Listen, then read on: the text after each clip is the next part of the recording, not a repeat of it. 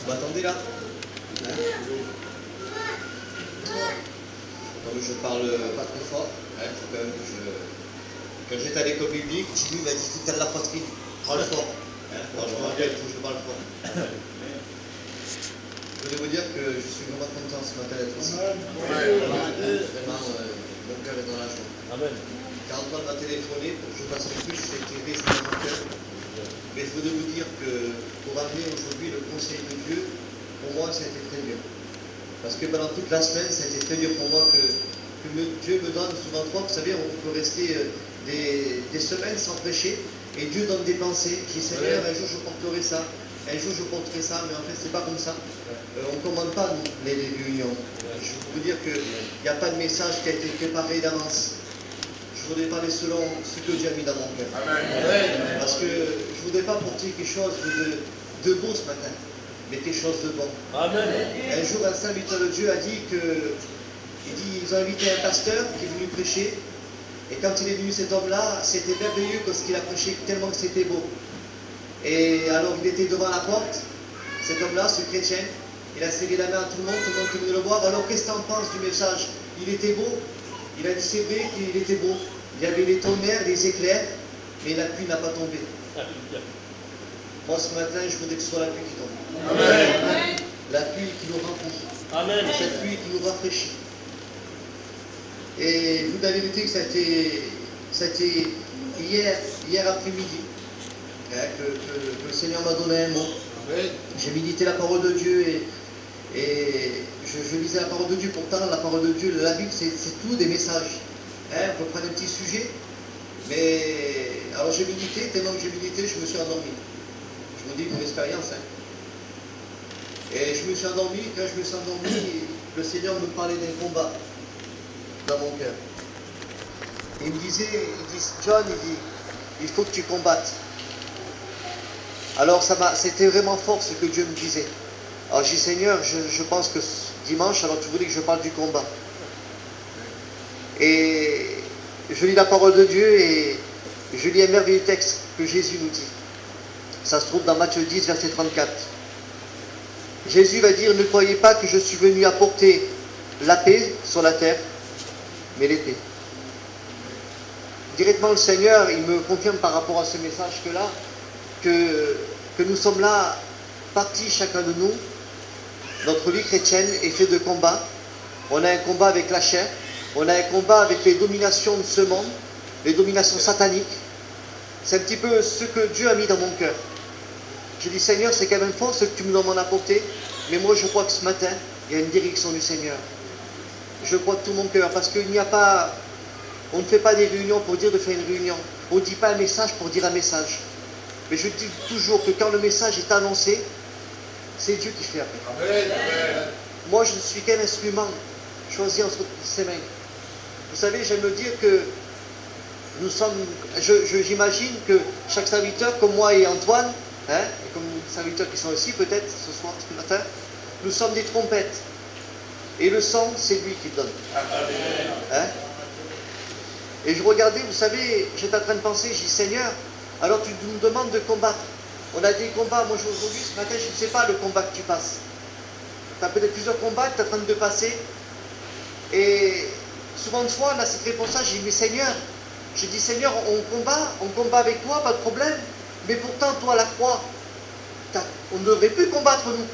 On ne devrait plus, parce que la croix, tu as tout mis en œuvre, tu as tout fait montrer que tu as tout mis les œuvres du diable en visuel pour qu'on voit qu'est-ce qu'il a pu faire. On ne devrait plus combattre. Mais Jésus me disait dans mon cœur, il dit, John, tu es appelé à être un soldat. Amen. Un soldat armé. Et Seigneur, quelle vérité. Quelle vérité que je suis appelé. Nous sommes appelés tous ensemble, que nous sommes ici, là, ce matin, à être des soldats. Des véritables soldats. Et je disais, vous savez, aujourd'hui, je m'occupe d'une église avec mon ancien. Hein. Dieu a fait une œuvre au plan de grâce. Et aujourd'hui, on voit un petit peu comment ça se passe. Je vois plusieurs chrétiens, je vois plusieurs personnes. Et aujourd'hui, même par rapport, pas qu'à l'église, mais plusieurs frères que je vois, plusieurs exemples de chrétiens que je puisse voir, sans les juger, sans les pointer du doigt. Mais je me mets aussi à moi, hein, dans le lot. Aujourd'hui, il y en a que le confort passe avant toute chose.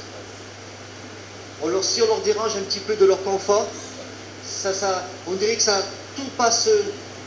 C'est un peu comme ça, hein, pas de problème. Aujourd'hui, on a la nourriture, on a le vêtement, il nous manque rien.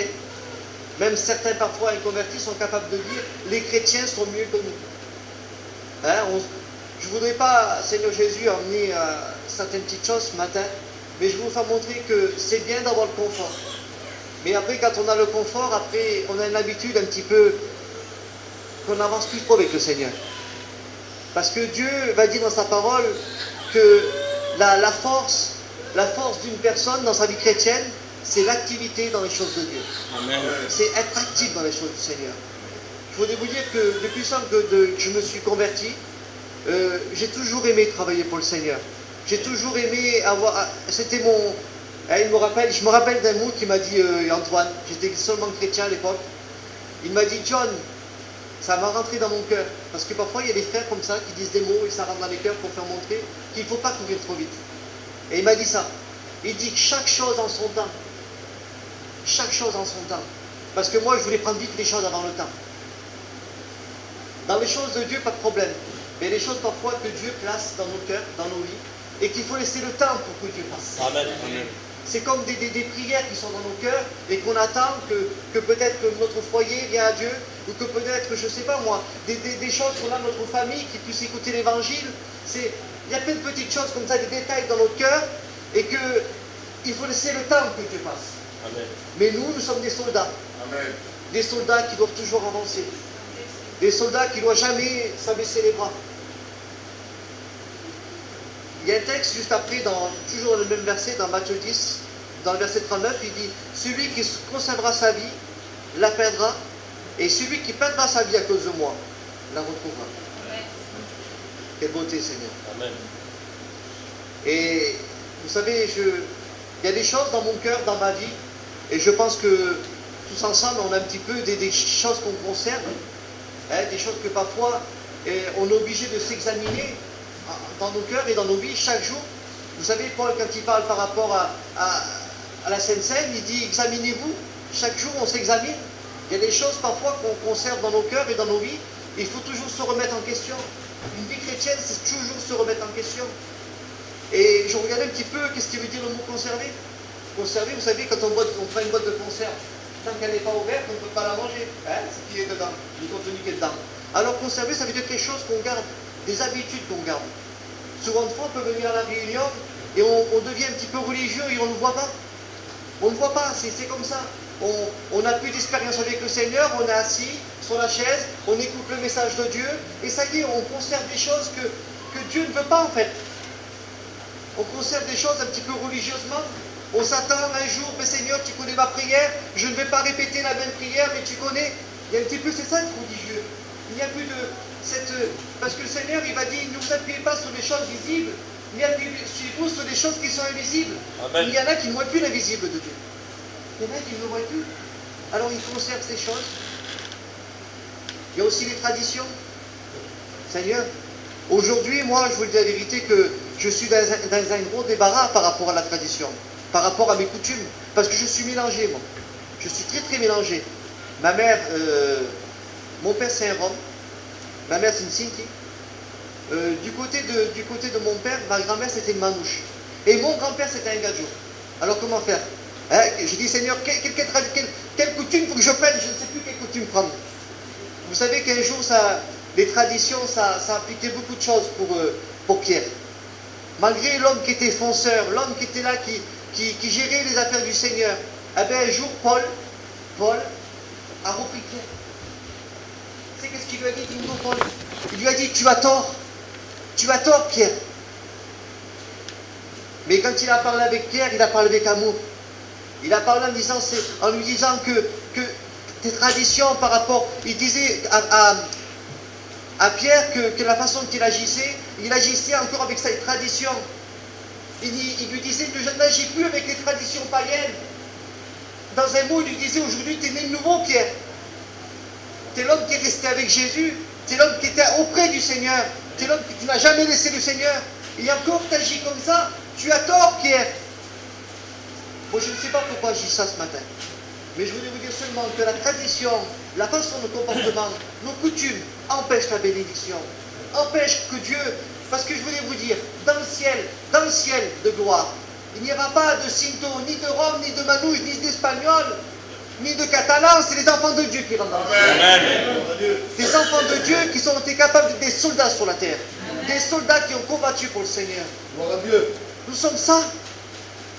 Il y a un homme que lui, il a voulu conserver sa vie. Il y a un homme que lui, il a voulu vraiment conserver sa vie. Il n'a pas voulu obéir, lui. Il n'a pas voulu obéir. La Bible nous dit que c'était Jonas. Vous connaissez l'histoire de Jonas. Je ne vais pas en parler pendant 2 heures, mais je vous ai seulement vous faire montrer comme cet homme a pu agir. Dieu lui demande de faire quelque chose et lui, il ne voulait pas. Il conservait, il ne voulait pas, lui. Il ne voulait pas obéir à Dieu. L'obéissance vaut mieux que tous les sacrifices. Quand on obéit, on obtient miséricorde. Quand on obéit, on obtient les cadeaux que Dieu veut nous donner. On obtient, c'est comme ça que ça marche. La Bible nous dit que lui, Jonas, il ne voulait pas, il voulait partir à Tarsis. Et j'ai envie un petit peu, Tarsis, c'est un petit peu la facilité. Il y a des chrétiens, pour eux, c'est facile. Ils ne veulent pas se compliquer, eux. Ils veulent venir seulement à la réunion, venir 2-3 fois dans la semaine, mais travailler pour Dieu, non. Grandir pour Dieu, non. Je ne pense pas que ce matin, il y ait des chrétiens comme ça. Comme ça, je ne prends personne du doigt ce matin. Mais il y a des personnes qui sont comme ça. Que pour eux, c'est la facilité. Ah, moi, c'est pas mon rôle à faire ça. C'est pas mon rôle à témoigner. C'est pas mon rôle à faire ci. Mais Dieu nous demande de combattre. Il n'est pas venu apporter la paix sur la terre. Vous savez qu'aujourd'hui, il y a aujourd'hui les Juifs. Il y a un jour, quand je fais des marchés, je parle souvent avec des Juifs, des gens du marché, et ils me disent, mais pourquoi Jésus est mort alors? Parce que eux, pour eux, Jésus n'aurait pas dû être mort. Il n'aurait pas dû être mort, il aurait dû rester là, lui. Parce que c'est vrai, à la fin d'un film, le héros, il ne meurt pas. C'est vrai, c'est toujours comme ça quand on regarde un film, celui-là qui est en train de combattre là. Jamais il meurt, il est toujours là, on voit la suite, le film 2 après qui revient, la suite, il est toujours là. Mais lui, Jésus, il est mort, il est ressuscité. Et aujourd'hui, les gens ne comprennent pas ça. Nous devons combattre. Nous devons combattre. Parce que le véritable héros, c'est Jésus. Amen. Alors il est devant et nous sommes les soldats derrière. C'est ça qu'il faut voir. Vous savez, il y a celui qui a perdu lui, sa vie. Hein, comme il disait, le texte, je vous le relis, hein, celui qui conservera sa vie la perdra, et celui qui perdra sa vie, à cause de moi, c'est Jésus qui parle, la retrouvera. Amen. Vous savez, le mot retrouver, quand le Seigneur il dit le mot retrouver, c'est immense, qu'est-ce qu'il veut dire? Parce que Dieu veut que chacun de nous atteint, moi je le dis de tout mon cœur, moi, John, Seigneur, ce matin, je vais atteindre un niveau spirituel. Je veux atteindre l'invisible de Dieu. Je veux grandir en toi. Je veux recevoir pleinement de toi. Je veux t'honorer sur la terre. Je tiens à montrer, Seigneur, que ton nom est grand. Je ne sais pas si c'est dans mon cœur, ça. Comment c'est dans ton cœur à toi? Est-ce que c'est ce combat que tu combats? Ou est-ce que c'est toujours ce combat d'être, je suis fatigué, j'en ai marre, pourquoi c'est toujours pareil? C'est ça, toi?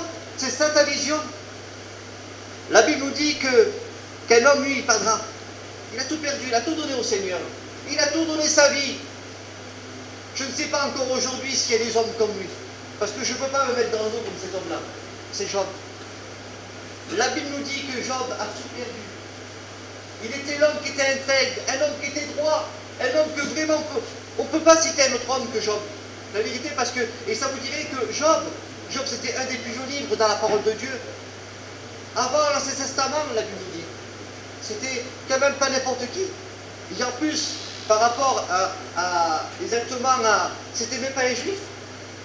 On croit qu'il était arabe, musulman. Hein, c'est ça, hein? On croit que c'est l'homme dans l'excellence, l'homme comme il agissait. Ça vous dit rien qu'à chaque fois, chaque matin, cet homme-là, quand il se présentait devant le Seigneur, il sanctifiait sa famille, ses enfants, un par un, devant Dieu. Il s'éprouvait toujours en soi-même pour que Dieu le regarde s'il était toujours en état pour marcher avec lui, si son cœur était pur, si son cœur était capable encore de recevoir de lui, s'il y avait une faille dans sa vie, que Dieu lui fasse montrer.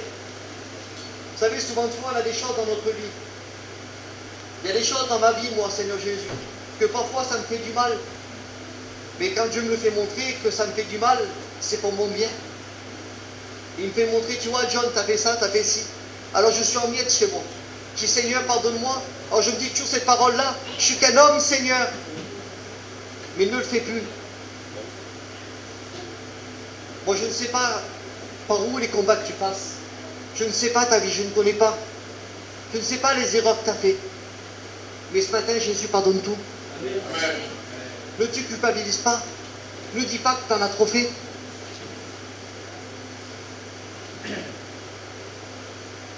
Alors j'ai une question à te poser ce matin.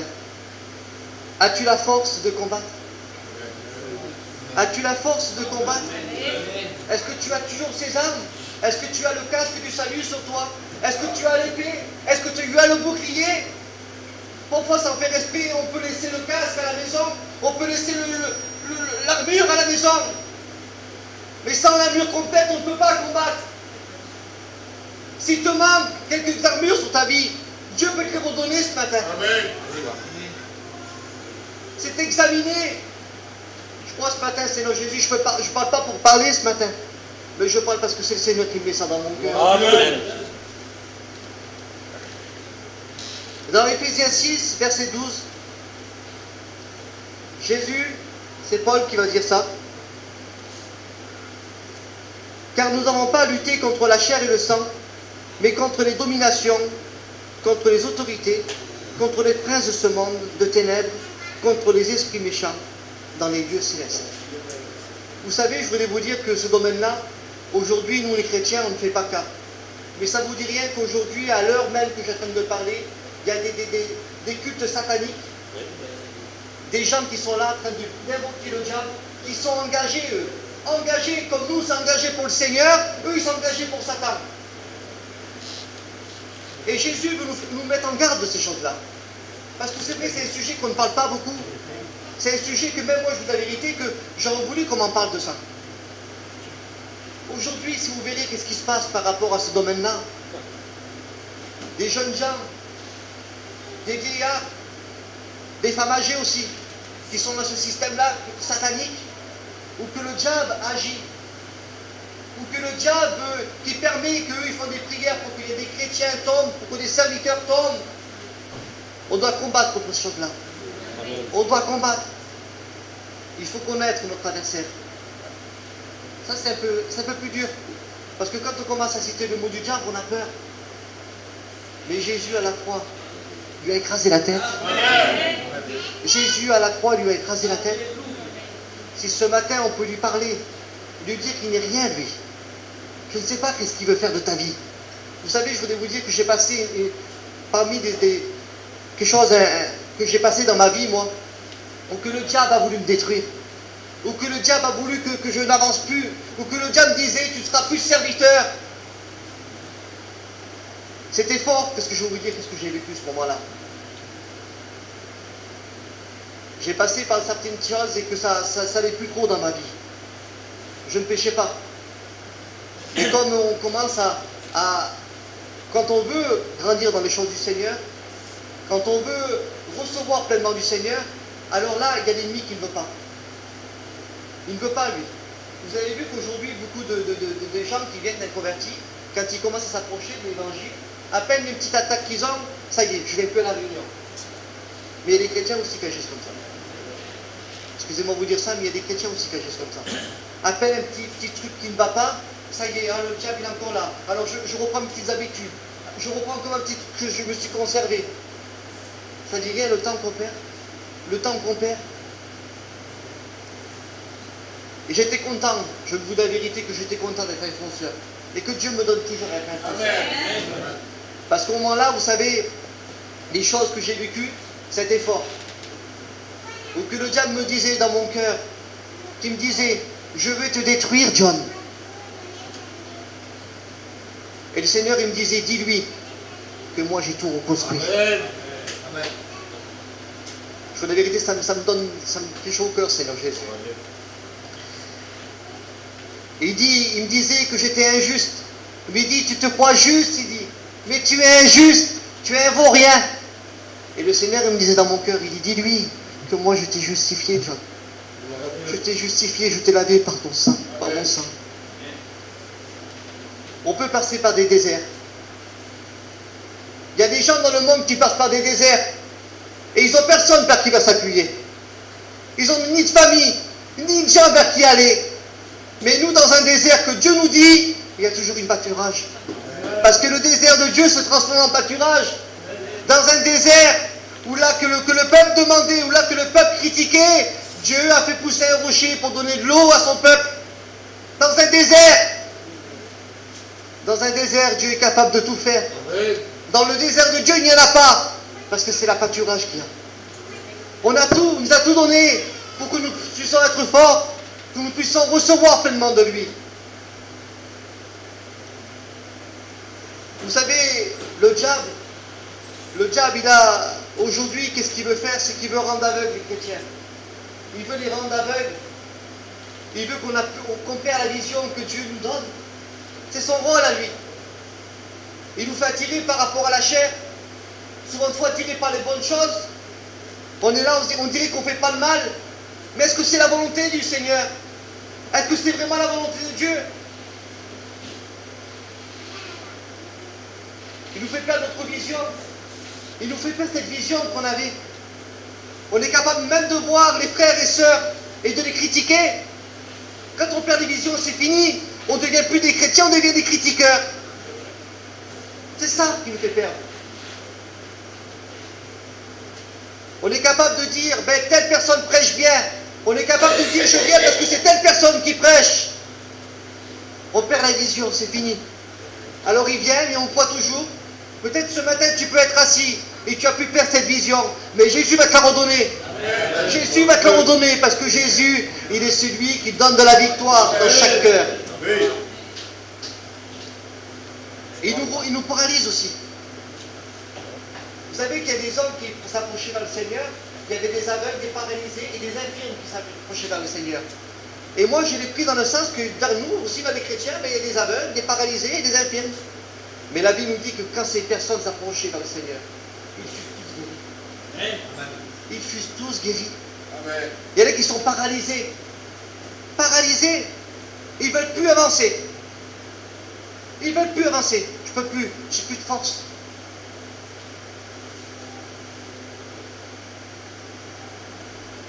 Ce matin, si tu n'as plus de force, Dieu te le redonne. Amen. Si que tu as pu glisser, c'est pas grave. C'est rien. Parce que Jésus te tendra toujours la main. Il te tendra toujours la main. Arrête de te faire avoir. Arrête de te faire avoir. Arrête de tomber dans les pièges que l'ennemi te donne. Parce que, regardez bien le texte, je vous le relis. Car nous n'avons pas lutté contre les chairs et le sang, mais contre les dominations, contre les autorités, contre les princes de ce monde des ténèbres, contre les esprits méchants dans les lieux célestes.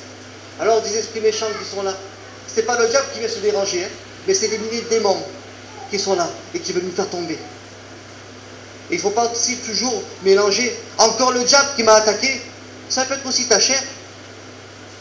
Ta chair, elle n'est jamais satisfaite. Un jour, un homme a dit qu'il avait vu le diable en train de pleurer. C'est une image que je vous donne. Hein. Il avait vu le diable en train de pleurer. Et quand il s'approchait du diable, il dit, pourquoi tu pleures? Il dit, parce que les chrétiens disent que c'est ma faute.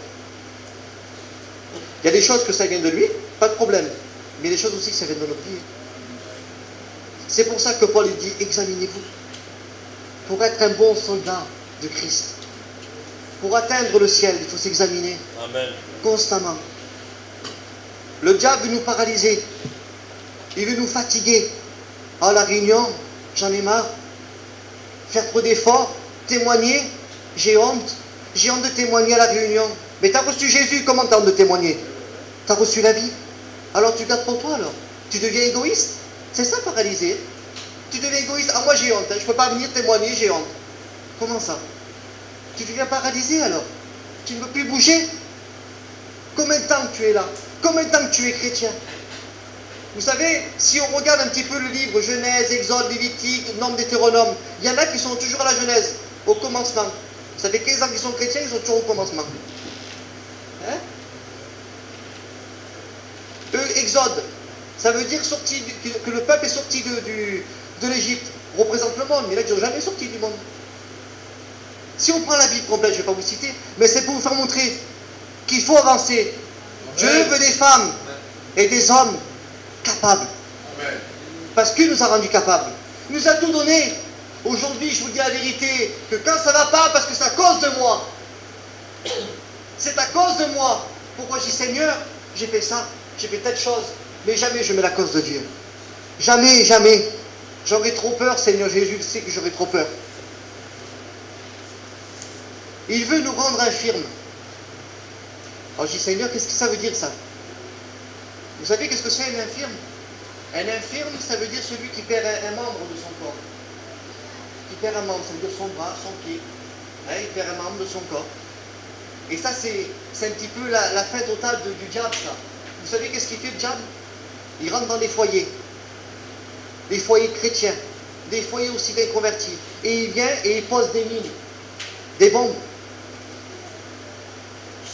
Peut-être dans ton foyer, ça ne va plus. Tu as des combats, des choses que tu ne comprends pas. Alors lui, il vient, il pose une bombe. Et à chaque fois que tu marches, bam, ça y est, tu n'as plus de jambe, tu perds une jambe.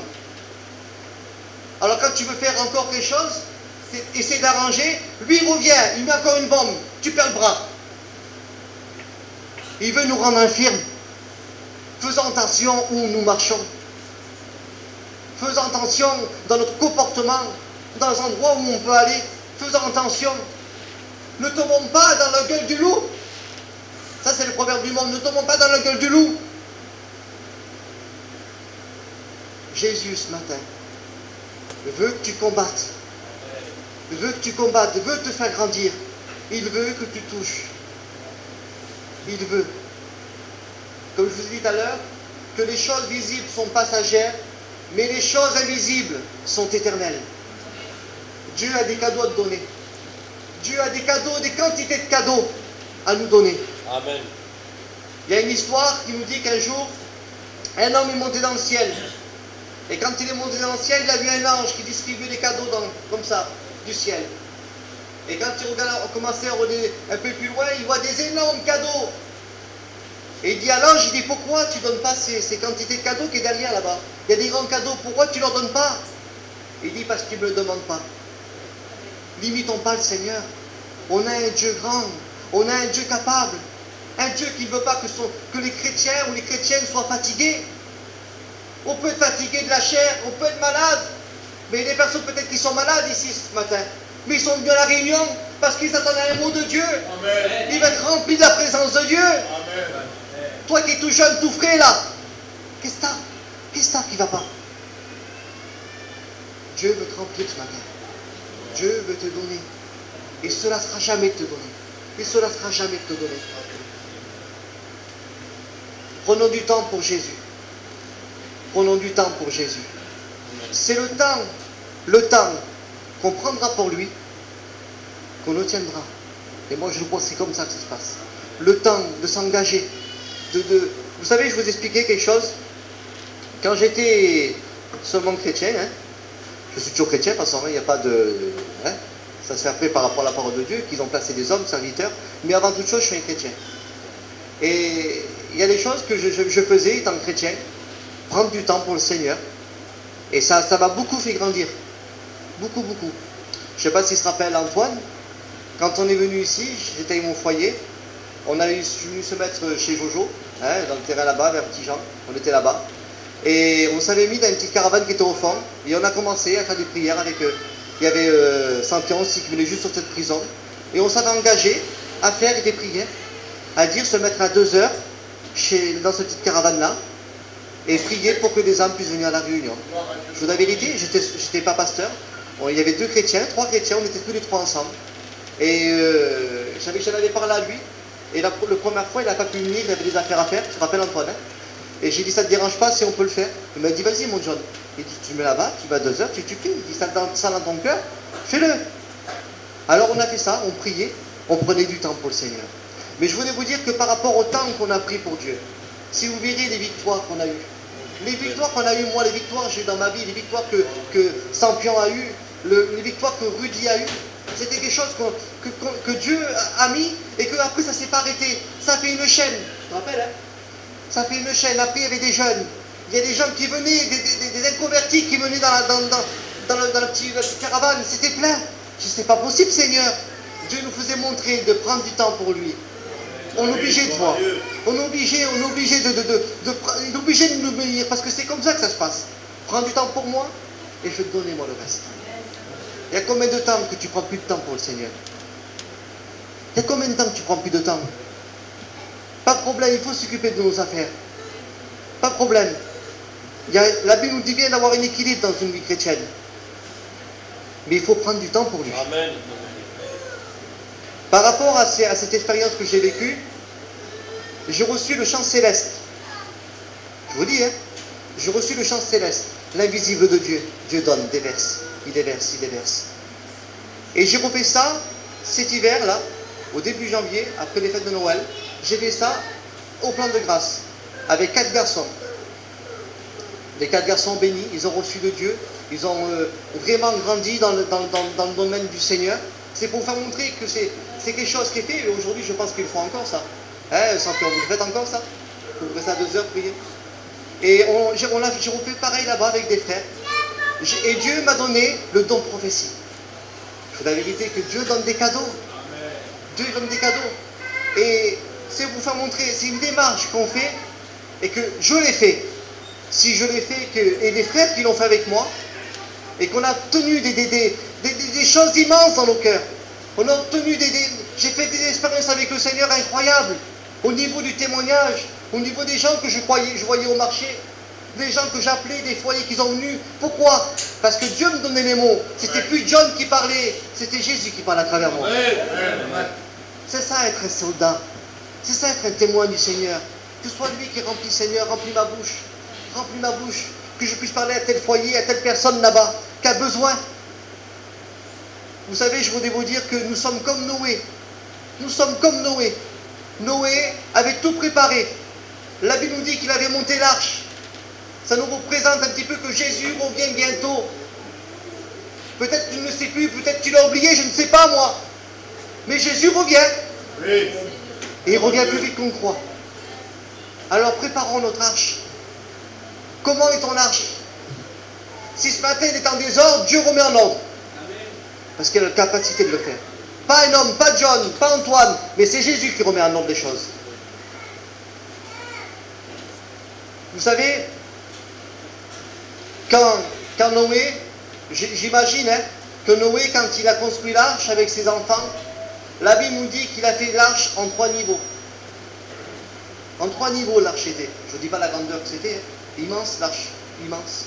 Et moi je crois que tout mon cœur que Noé, c'était un homme qui devait constamment, à peine les petits travaux que ses enfants devaient faire, à peine le bois qu'il devait poser, à peine la peinture peut-être, je ne sais pas, s'il y avait de la peinture à l'époque, j'imagine moi, le travail qu'il devait se faire dans l'arche, il devait toujours examiner pour pas qu'il y ait une faille, pour pas que quand il y a le déluge qui arrive, ils ne soient pas surpris qu'il y a l'eau qui rentre dans le bateau. Vous savez, il faut faire attention, frères et sœurs. Jésus, le Saint-Esprit, Dieu a envoyé le Saint-Esprit sur la terre pour qu'il habite dans nos cœurs. Mais le Saint-Esprit ne présentera pas une église qui n'est pas propre. Il présente une église qui est propre à Dieu. Il présente une église qui est sainte. Et une église qui a qu'à donner. Nous sommes l'église du Christ, chacun. Nous sommes le corps du Christ. Alors le Saint-Esprit, le rôle du Saint-Esprit, c'est qu'il présente. Regarde Jésus, regarde qu'est-ce que je te donne. Regarde, tes enfants sont là. Pendant toute leur vie, ils m'ont écouté. Ils ont écouté cette voix qui était dans leur cœur, cette voix qui leur faisait diriger, cette voix qui était capable de leur faire montrer, cette voix qui leur disait de faire des expériences avec toi. Il ne faut pas prier le Saint-Esprit, parce que le Saint-Esprit nous pousse à prier Jésus. Mais il est là, lui. Il est là pour nous faire montrer ce que ça ne va pas. Comment adorer Jésus. À ce moment-là, quand l'arche était construite, il devait examiner tout. Noé, je crois que c'était comme ça. Il devait regarder, il devait dire à ses enfants, regarde, est-ce que tu l'as bien mis le bois là? Est-ce que tu l'as bien placé? Il faut que dans nos cœurs et dans nos vies, ce soit comme ça. Il faut toujours dire, Seigneur, est-ce que c'est bien ce que je fais? Est-ce que c'est vraiment ta volonté, Seigneur?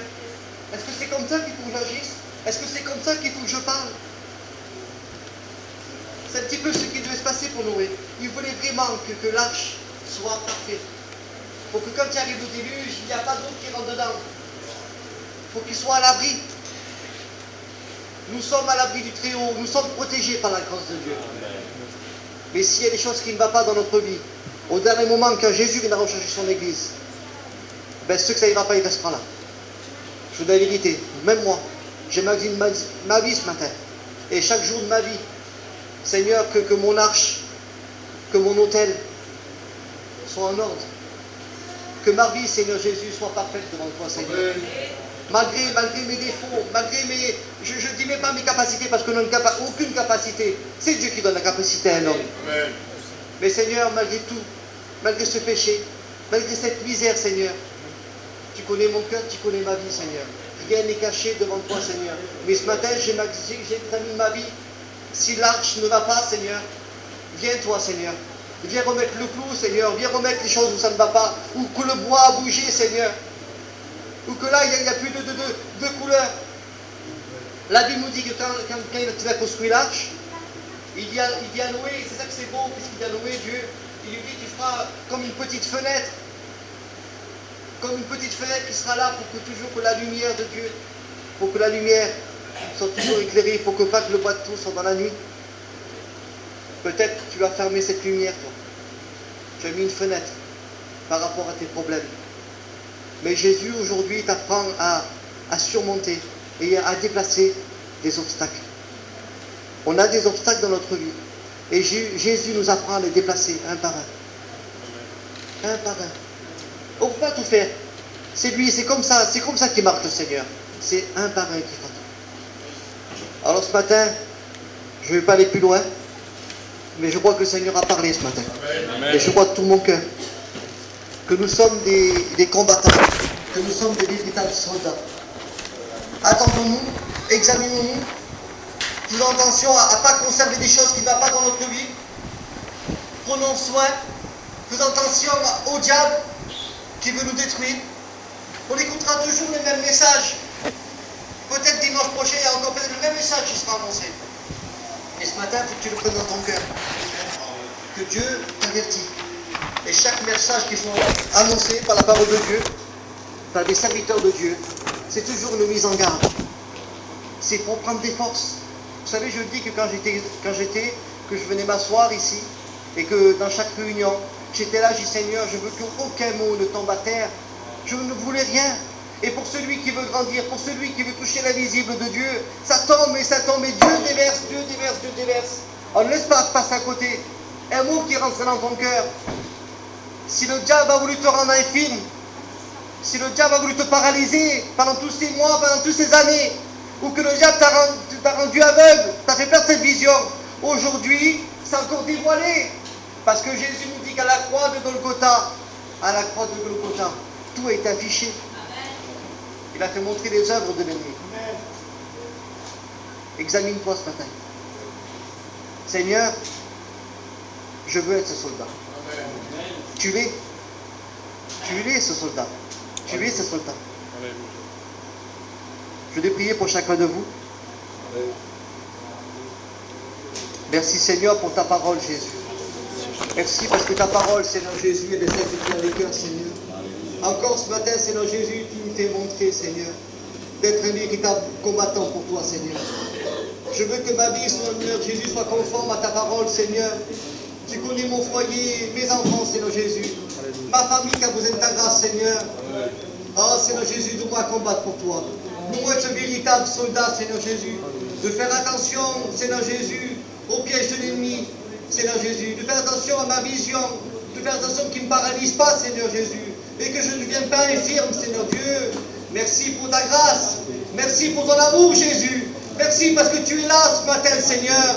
Merci parce que le voile du temple a été déchiré de haut en bas. Alors je suis dans ta présence, Seigneur Jésus. Amen. Merci pour ta grâce. Merci pour ton amour, Jésus. Sois béni, Seigneur. Amen. Amen.